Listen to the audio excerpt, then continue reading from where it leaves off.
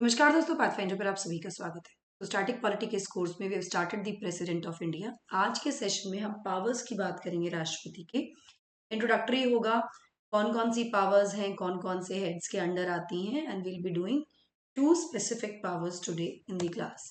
चलिए शुरुआत करते हैं with powers of Indian president. तो अगर हम राष्ट्रपति के पावर्स की बात करें तो उनको क्लासीफाई किया जा सकता है इनटू एग्जीक्यूटिव या फिर अपॉइंटमेंट पावर्स।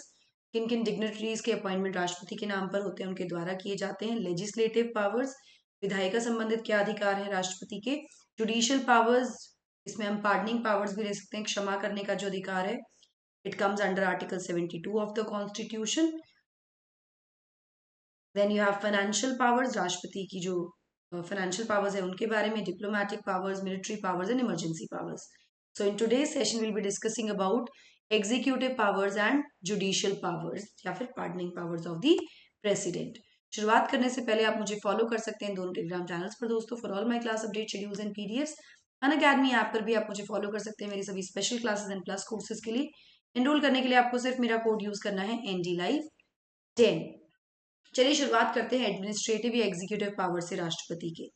तो सबसे पहले ही शी, प्लीज इस पर आप जज मत कीजिएगा। It can be he, it can be she. Right now we have Draupadi Murmu who is a president. तो she makes rule for convenient transaction of business of the union government. मतलब वो जो भी रूल्स होंगे एक सही कन्वीनियंट ट्रांजैक्शन के लिए, जो भी काम होगा यूनियन गवर्नमेंट का, उसके रूल्स बनाना, उसको साथ ही एलोकेट करना उस काम को अमंग द मिनिस्टर्स, ये इनकी जिम्मेदारी है एडमिनिस्ट्रेटिव काम में।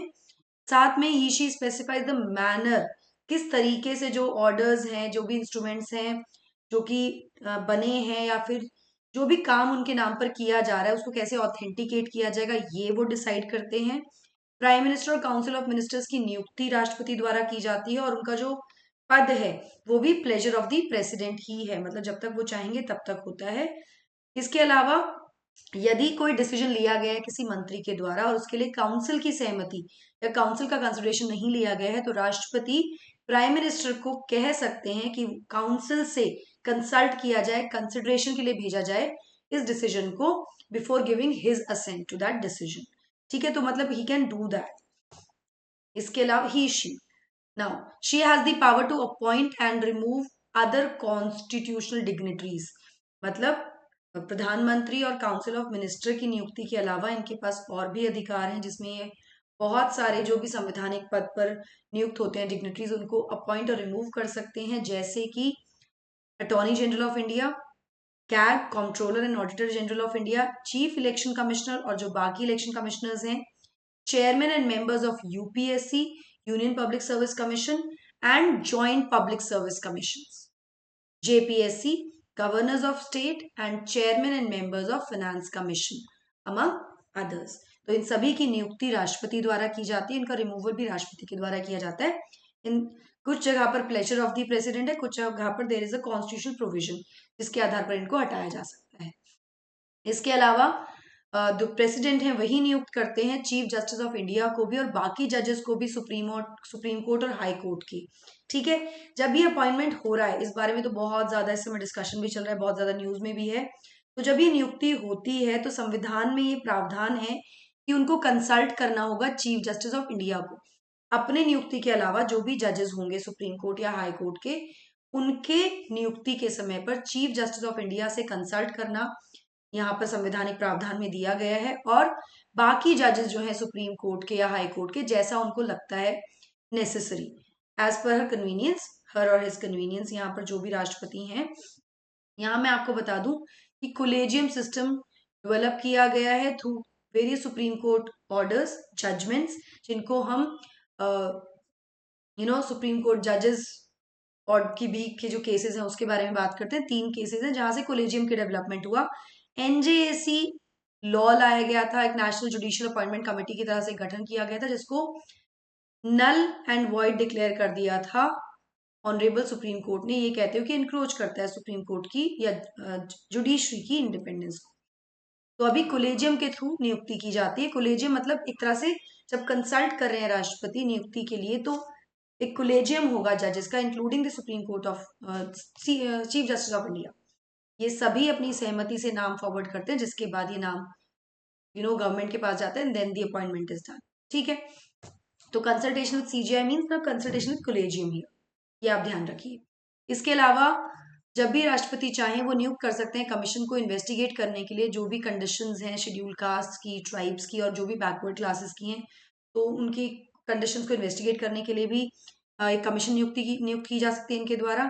She can also appoint an inter state council, inter state council की नियुक्ति भी की जा सकती है जो प्रमोट करेगा सेंटर स्टेट और इंटर स्टेट कोऑपरेशन को।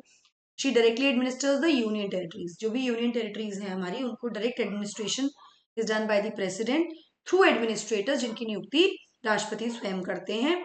इसके अलावा वो किसी भी एरिया को शेड्यूल्ड एरिया घोषित कर सकते हैं, उनके पास पावर है with respect to the administration, उन एरियाज के जो प्रशासनिक व्यवस्था है उसके संबंध में of these areas, scheduled areas and tribal areas also, तो ये भी वो एडमिनिस्टर करते हैं। इसके अलावा अगर हम जुडिशियल पावर्स की बात करें तो संविधान ने राष्ट्रपति को कुछ पावर्स दी हैं, क्षमा दान का अधिकार दिया है जुडिशियल पावर्स में, which include power to grant pardon, reprieve, respite and remission of punishment, suspend, remit और कम्यूट द सेंटेंस, मतलब क्षमा दे सकते हैं, सेंटेंस चेंज कर सकते हैं, सेंटेंस की अवधि कम कर सकते हैं, इस तरह के अधिकार भी संविधान में राष्ट्रपति को दिए गए हैं under article 72 of the constitution. ठीक है, कोई भी ऐसा व्यक्ति जो कन्विक्ट किया गया है ऑफ एनी ऑफेंस, जैसे कि कुछ केसेस जिसमें कैपिटल पनिशमेंट यानी कि डेथ सेंटेंस दिया गया, उस केस में भी राष्ट्रपति इनमें से कुछ भी अधिकार का प्रयोग करके क्षमादान दे सकते हैं, सेंटेंस चेंज कर सकते हैं एक्सेट्रा।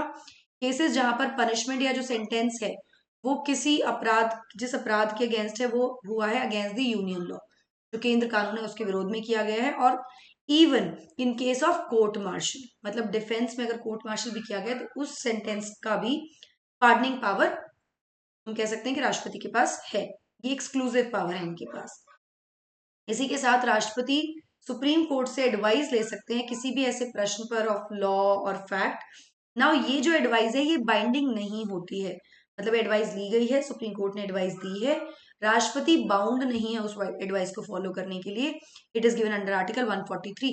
यहाँ पर कुछ कंडीशंस हैं which will do in some other session, जहां पर हम डिटेल में इसके बारे में बात करेंगे, अभी तो हम ब्रीफली इसको कर रहे हैं। Now let's understand these pardoning powers, जो पार्डनिंग पास दी गई है जुडिशियल पास under article 72।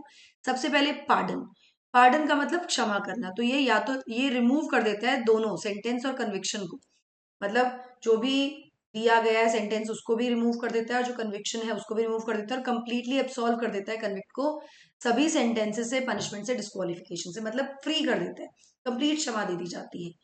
Then comes commutation, commutation का मतलब होता है कि एक फॉर्म ऑफ पनिशमेंट को सब्सटीट्यूट कर देना किसी लाइटर फॉर्म से, जैसे कि किसी को डेथ सेंटेंस मिला है किसी कन्विक्ट को तो उसको कम्यूट किया जा सकता है टू रिग्रेस इम्प्रिजनमेंट, जिसको रिग्रेस इम्प्रिजनमेंट अगर किसी को है तो सिंपल इम्प्रिजनमेंट हो सकता है। तो मतलब जो नेचर है पनिशमेंट का उसको सब्सटीट्यूट करना, एक फॉर्म ऑफ पनिशमेंट को दूसरे फॉर्म ऑफ पनिशमेंट में चेंज करना, commutation. Then comes remission, remission का मतलब हुआ पीरियड रिड्यूस कर देना सेंटेंस का, मतलब जो भी सजा की अवधि है उसको घटा देना विदाउट चेंजिंग इट्स कैरेक्टर। अगर रिग्रेस इम्प्रिजनमेंट है 8 साल का या 15 साल का, उसको घटाकर रिग्रेस इम्प्रिजनमेंट ऑफ 10 ईयर्स कर देना। ठीक है, 15 साल से घटाकर 10 साल कर देना, लेकिन कैरेक्टर सेम रहेगा पनिशमेंट का।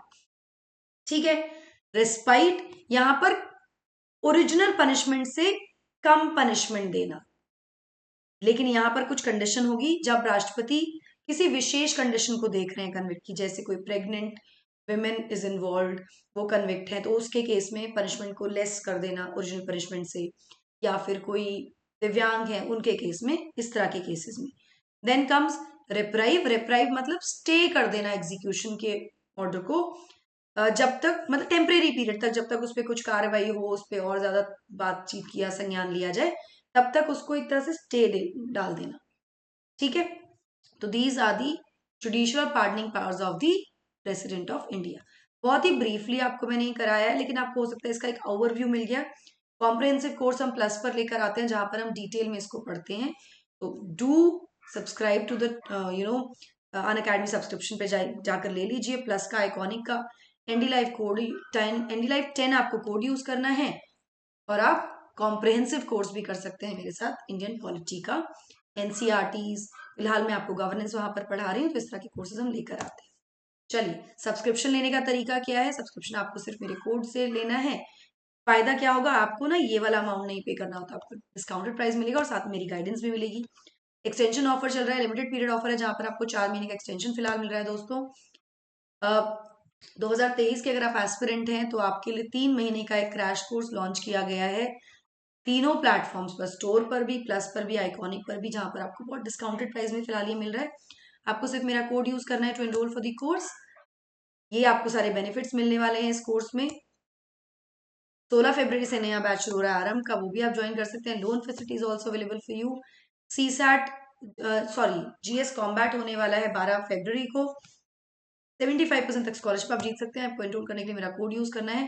ऑफलाइन अगर आप पढ़ना चाहते हैं आईएएस फाउंडेशन सक्सेस प्रोग्राम के थ्रू टॉप एजुकेटर साथ, तो बैच शुरू हो रहे हैं 13 फरवरी से, मंडे टू सैटरडे 8 से 10:30 बजे की टाइमिंग्स होंगे। अगर आप प्लस और आइकॉनिक सब्सक्राइबर हैं तो 50% मिलेगा आपको प्राइस पे। अगर आप नए यूजर हैं तो आपको अर्ली बर्ड डिस्काउंट भी यहाँ पर मिल रहा है, अभी जाकर एनरोल कीजिए विद माई कोड NDLife10।